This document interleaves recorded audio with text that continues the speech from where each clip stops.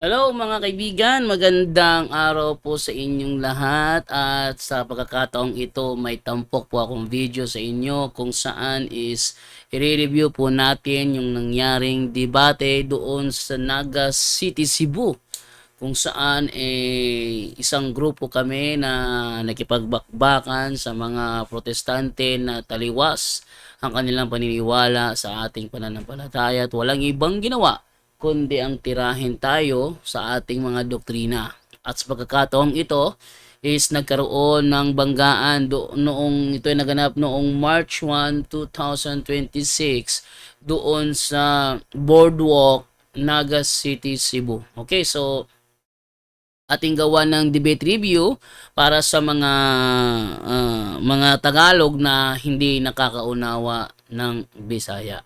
Okay. So sa pagkakataong ito, atin mo nang simulan, no?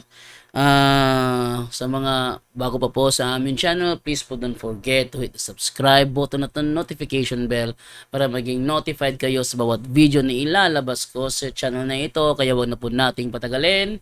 Yo, simulan na po natin.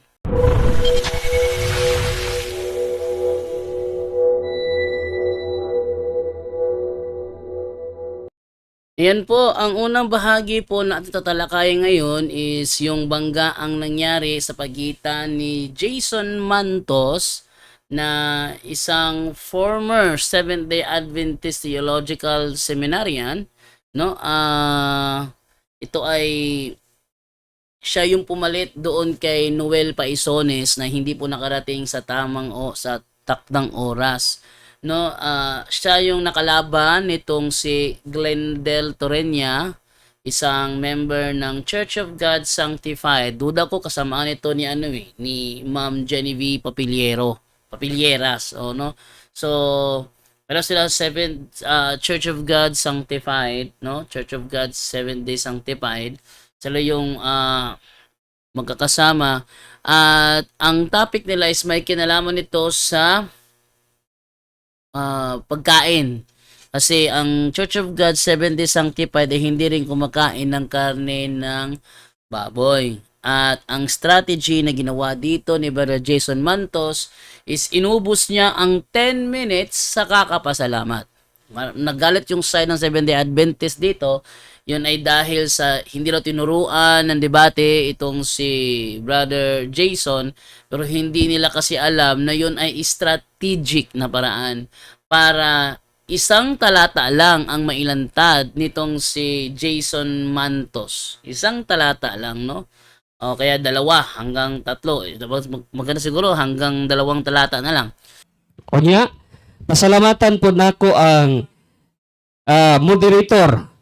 Sige rin ko kakita ani sa kining Facebook. Maayo gyud mo debate. Pasalamatan natin si Brother Bahinting. Og pasalamatan usab nako ang ako ang negative. Pasalamatan nato ang atong mayor unya ang ato ang mga opisyalis nga ning tugot dire sa pag gamay Imo, sa og debate. moderator's time saha. Gamay ra ang imong time. Present the very issue. Kay maoy atong gipaabot sa mga namino. Point of order, moderator. Ako ang maning time. Ako ibahala ani i-presentar. Ayaw ko moderator. Okay. Ang ako isip moderator, naay time nimo sa pagpasalamat pero siguro ang punto nga imong mapresentar. Wala sapat. So, okay. To make it clear, short na lang gamay, then present.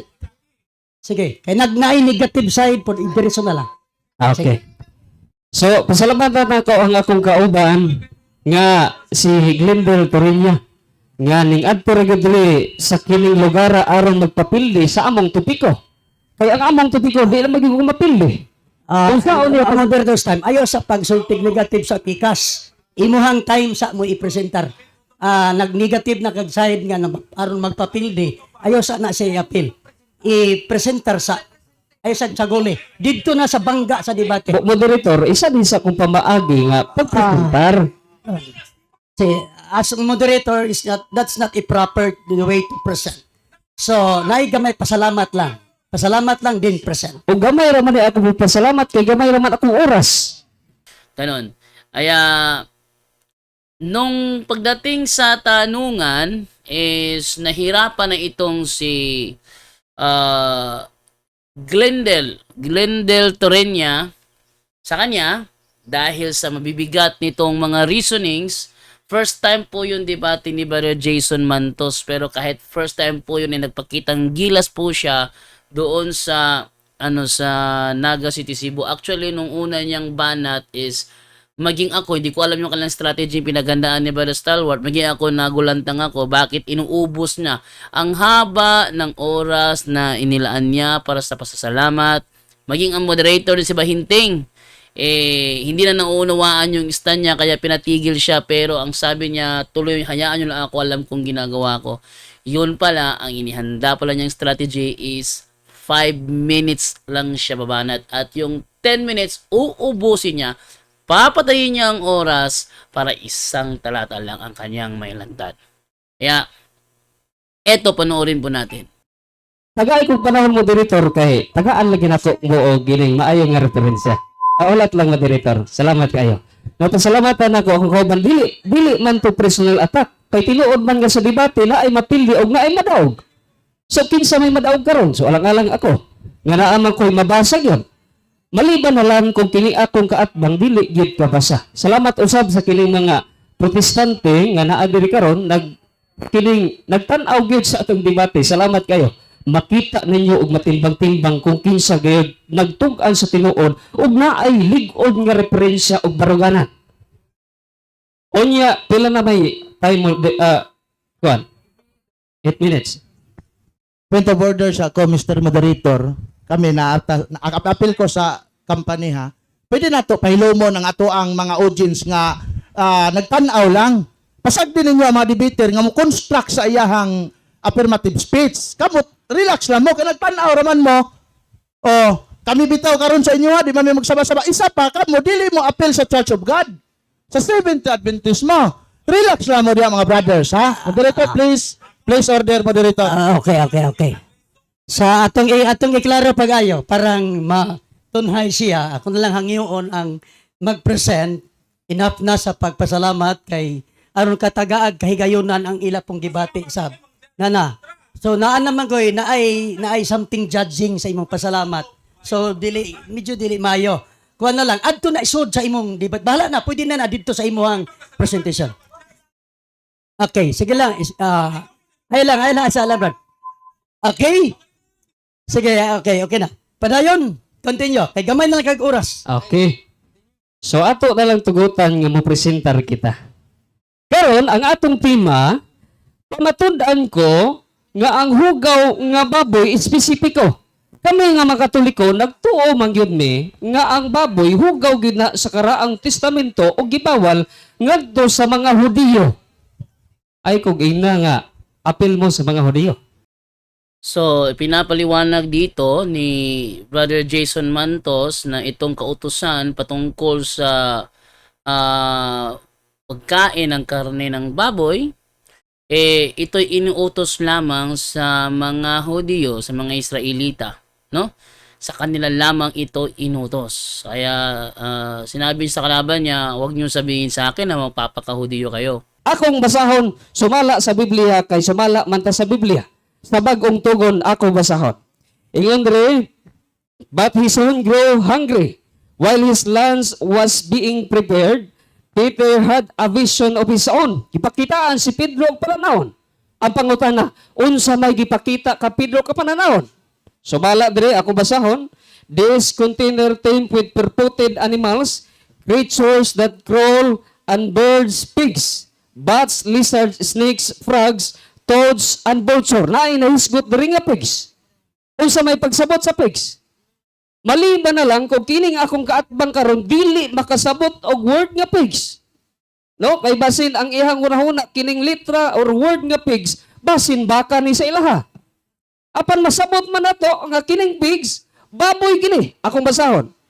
This container tamed with purported animals, creatures that crawl, and birds, and pigs. Nabasa man. Maliban na lang kung maghimo ni sa person nga nag-ingon ang Dios nga walay apil ang pigs. Mahitabo nga nagdungag-dungag din sa Biblia.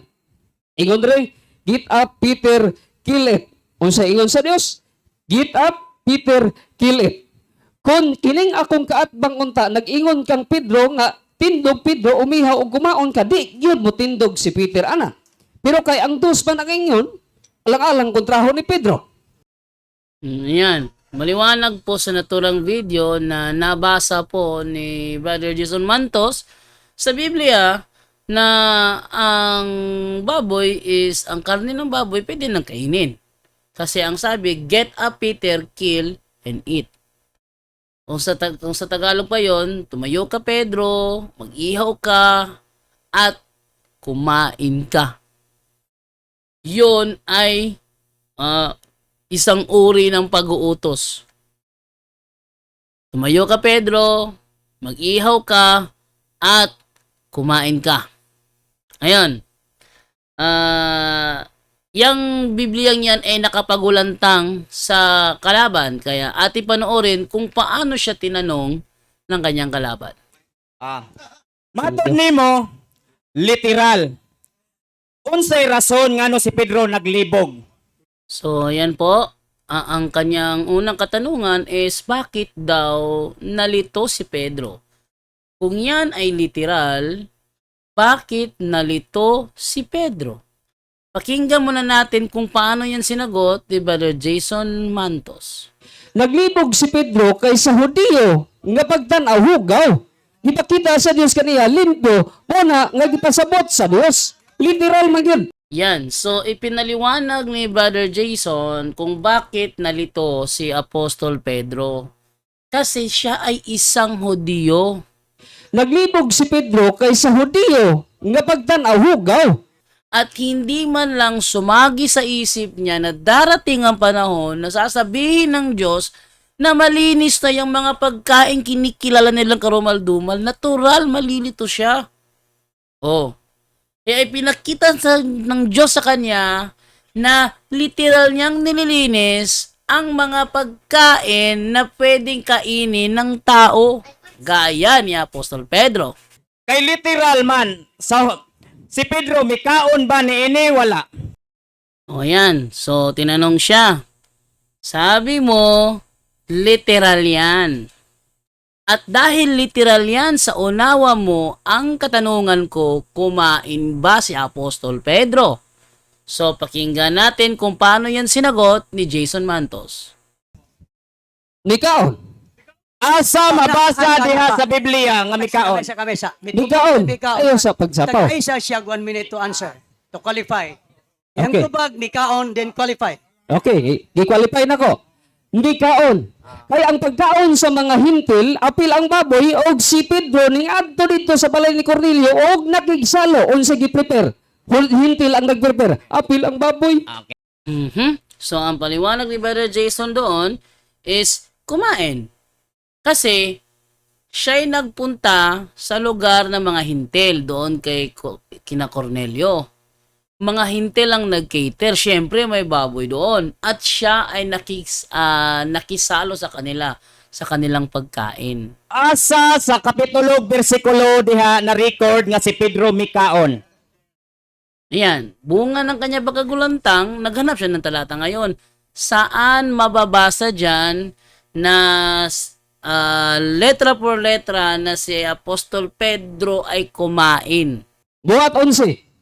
Sumala dere 11 bersikulo 1 hanto 2. By time Peter and his friend from Joppa returned to Jerusalem, news about outsider accepting God's message had already spread the Lord's emissary. Unbelievers there, some of the circumcised believers didn't welcome Peter. Og sa verse 3, ingon dere sa 13, and there came a voice to him, proclaim, the Lord now is speaking to Peter.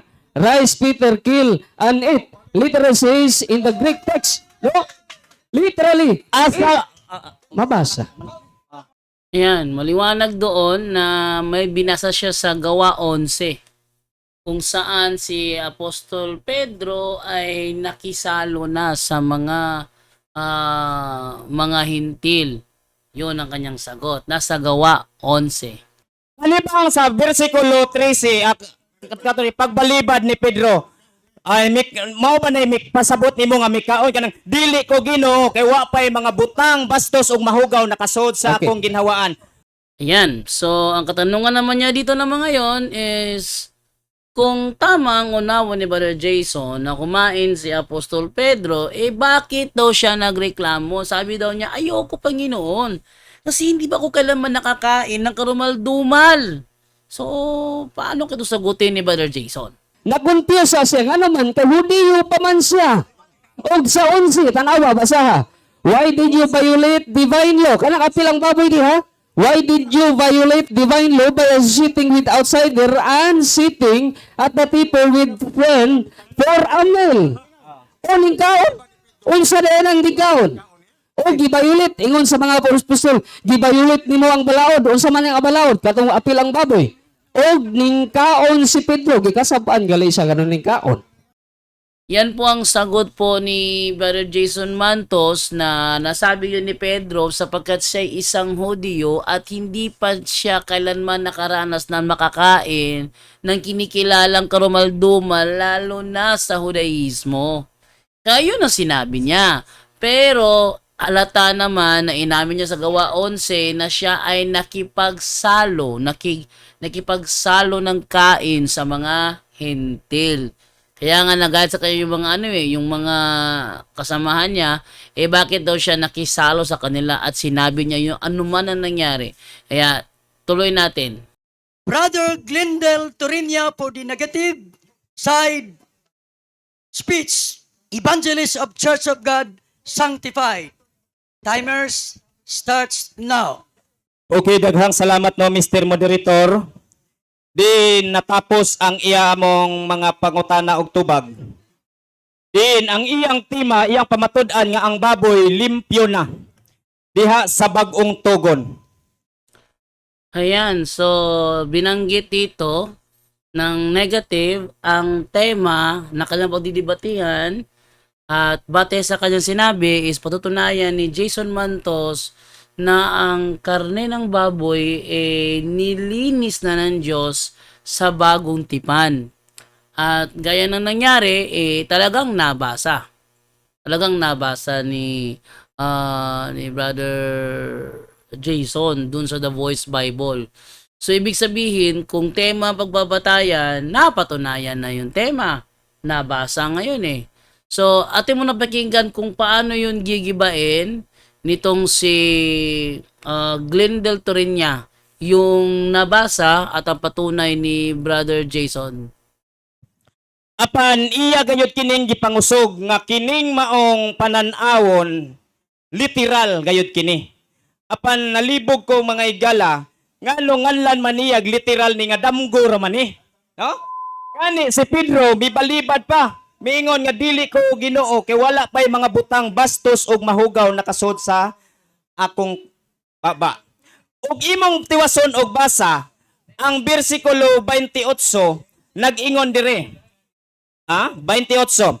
Si Pedro miingon kanila, nahibalo kamo nga ang Hudiyo gidid-an sa iyang relihiyon pagduaw o pakigsandurot sa dili Hudiyo apan ang Dios nagpadayag nga dili na ko isipon nga mahugaw ang mga butang gihinluan. O sa ang butang gihinluan? Tali sa relasyon sa Hudiyo o sa mga hentil. Nga naman, kay kini si Cornelio, usa ka Romano, gipadalaan siya mensahe sa Dios nga paminsahian. Unya si Pedro, usa ka Hudiyo. Kay ang balaod sa Hudiyo, kaniadto mga higalag igsoon, palikayon sila sa mga dili Hudiyo.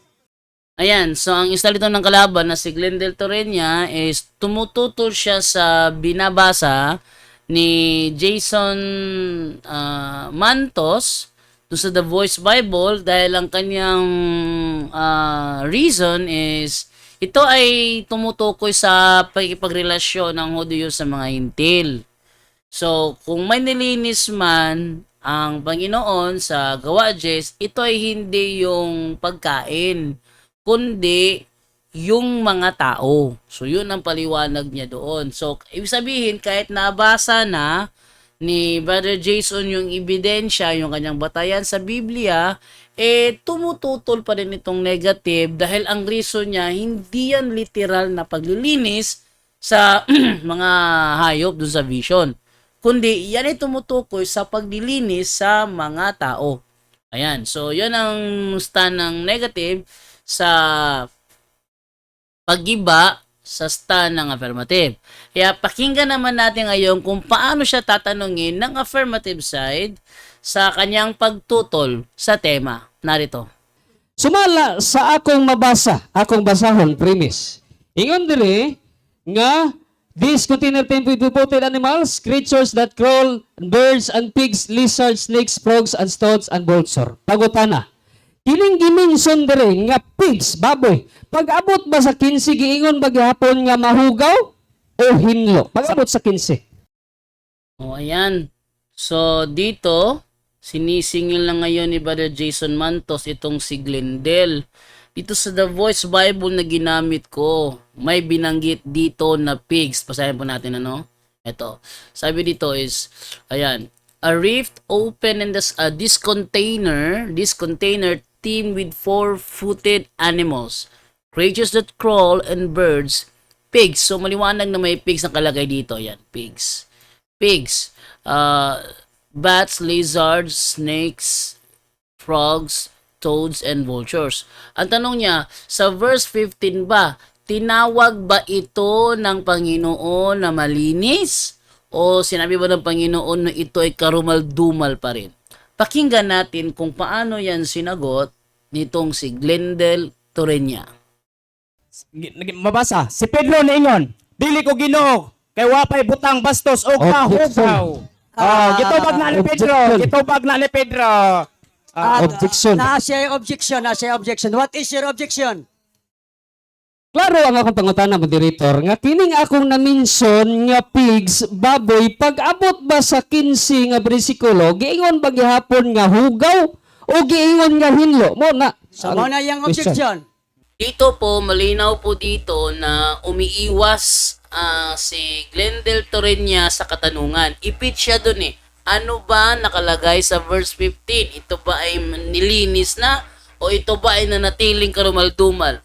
Hindi sumasagot si Torreña rito. Ipit na ipit siya rito. Okay, continue. Tubagon. Matod pa ni Pedro, dili ko Ginoo, kay hugaw na. Objection, moderator. Ayan. Maliwanag ang tanong ni ni Brother Jason Mantos. Ang tanong niya, ano ang sinabi sa verse 15?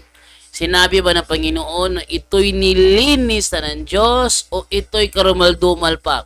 Ang sinagot ni Glendale Torreña, tumanggi si Pedro kumain. Sa 15, moderator. Ang iyang Ikaw, moderator. Malibad si Pedro na unsa. dili i-qualify pag ayo ang imong tubag, i-qualify kay Gibasa ni mo 15 pero wa nimo basang 14. Agi isang Ayaw ko 14. tudloy negative. Agi isang 14. Ayaw lang okay. 15. Sunod pa ana. Categorical man good brad ang iyang pangutana, i-qualify lang, tubaga lang siya categorically. Dili ta Dayon magbuot. qualify. Okay, balik ko na to. I-post niya, i-post. Okay, ibalik ang pangutana para maklaro. Balik ang pangutana. Nimo. Balikon ako. Kay na-mention man ako ang tulong nga pigs. Pag-abot ba sa 15, ingon ang Dios nga hugaw gihapon o hinlo? Okay, ako tubagon. Si Pedro may balibad, dili ko Ginoo, kay wa pa. Objection, moderator. First time. Oh. Categorical. Isa pa brad. Ang pangutana very categorical. So tubagon sa nimo agad sa iyang categorical question. Wa man nimo gitubag categorically. Categorically. So, Debate man ni. Debate man ni. Di ko niya pwede bukan sa akin tubag. O dyan sa pangyayaring niya, namagitan na yung moderator, mga kaibigan. Namagitan ng moderator dahil kitang-kita naman na tila yata walang experience sa debate itong si Glendale Torreña. Ang sabi niya, debate ito, huwag niyong pakialaman kung paano ko sagutin yung tanong. Kung ganyan ang usapan, tigil na lang ang debate, wala patutunguhan eh. Very specific ang tanong, specific na, categorical pa. Hindi naman fallacy yung katanungan, but iniiwasan. O, hindi ba? Sa madaling salita, naiipit dito si Glendale Torreña sa kanilang debate ni Brother Jason Mantos. Ibig sabihin, first round, tagilid na ang kalaban. Aniya diha dili kay Excuse me. buhatan kaniya Hilom sa- palasis hilom nga sa- pangutana. Hilom sa ta. Moderator's time. Natay role nga sundon. Natay role nga sundon. Sige. If the question is categorical, you have to answer categorically. So iya man gipangayo nga pag-abot sa versicle 15 ug unsa iyang pangutan na mao imong tubagon, then qualify. Okay. Tubagon ako, tubagon. O sige, balik ang pangutana kay aron maklaro. Balik ko na ko ang pangutana kay naminsan man ako nga pigs, baboy. Pag-abot ba sa bersikulo 15, ingon ang Dios nga hugaw gihapon o hinlo na. Sa 15, wala mabasa. Way mabasa nga mingon diha nga Tubaga sa. Understood ayan tubag. gitubag na Pag nako. wala mabasa, wala mag-ingon. Wala mag-ingon. Understood. No, wala mag-ingon. Dito halatang halata na ipit yung kalaban. Kasi nahihirapan na siya. Kita-kita nyo naman, nahihirapan na siya na mamagitan ng moderator. Sabi niya, bilang huling narinig ko, sabi niya, walang nakasulat doon na mababasang nililinis. Kasi tanong kasi ni Jason Mantos, nabasa ko yung pigs. So ang tanong ko, anong nakalagay sa verse 15? Ito ba nilinis? O ito ba ay nanatiling karumal-dumal? Ang sagot niya, wala daw mababasa doon na nilinis. Okay, basahin natin kung wala ba. Sabi dito, 10:15, muli niyang narinig ang tinig, huwag mong ituring na marumi ang nilinis na ng Diyos. Ang tanong niya, sa verse 15, ito ba nilinis o nanatiling karumal-dumal? Ang sagot ni Glendale Torreña, walang nakasulat dyan. Walang nakasulat. Tuloy natin. Next. Ngano nga mag-ingon? Tungod kay si Pedro may balibad gani. Dili ko Ginoo kay wa pay butang bastos og mahugaw. Nakasud sa ginawan. Mao nang tubag nas 14. Sunod pangutana. Okay. Next 1 minute question. more. Next question. Kaingon man ka nga walay mabasa. Karon akong basahon. If God calls something permissible unclean, kay God naman yung nag-ingon, namakak ba ang Dios? Namakak o wala?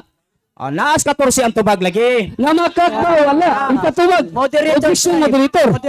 Moderator's time.